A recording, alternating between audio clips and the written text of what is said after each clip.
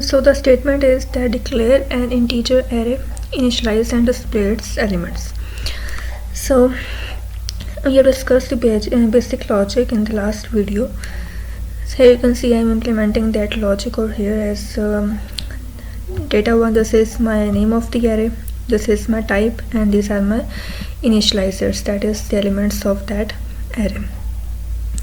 Array of size 5 created and initialized, and here I am using one string, that is character array, to be displayed on the screen as it is, that is array elements are, and then my those elements will be displayed. We have discussed this character array already.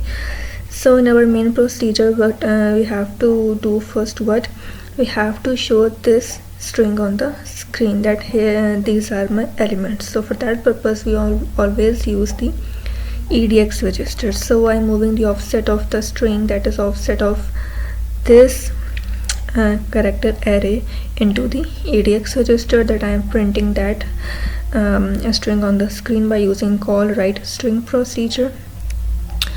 And this call crlf is basically it basically acts like a handle statement, that is it moves to the next line of the console. Okay, after this string thing we have already learned about it, so it's not a big deal.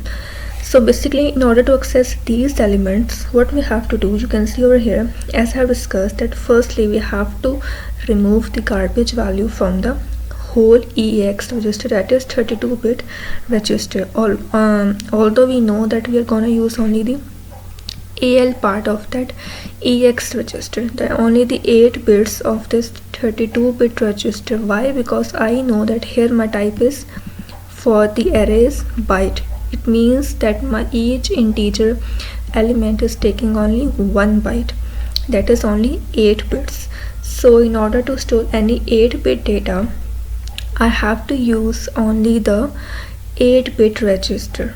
Okay, we have to take care of these things. That so after this you have to remove the garbage, and then in AL register I have to write as data 1 plus 0. What is this 0? This is basically the 0th index. We know that index start from 0. So this is at 0th index, this is at first index, at second, third and fourth index. So what we have to do, we have to write the name of the array plus that index value that we want to display on the screen, its value on the screen. If I write as data 1 plus 4, it will display me the value 5 on the screen because it is at index 4. So here you can see I'm moving you can say the second element into the AL register, that I'm displaying that value by call write int. Why? Because when I move anything into the AL register, it is also part of the EX register, right? So whenever we want to display any of the EX value, we have to use this write int procedure.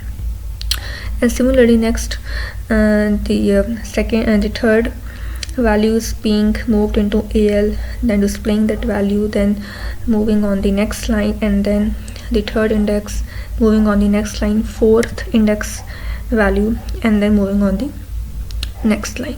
And this call crlf is not important all the time. I'm just doing it for the clarification purpose, that the output looks more beautiful in this way. And then as we know that we end by using call write int, so that the console does not go away. So I think this is pretty easy, as we have already learned its theory in our previous lecture. So this is all for it. We can run on the screen so you can see the results, that how the elements are being displayed. So here you can see array elements are, that was our string. We have displayed the string first, and then we displayed the first value, then we use the call crlf, which means the cursor moved to the second, then we displayed the second value, then the cursor moved next to the next line by call crlf, then third value, and then so on. Okay, so I hope you got the concept. So that's it. Thank you.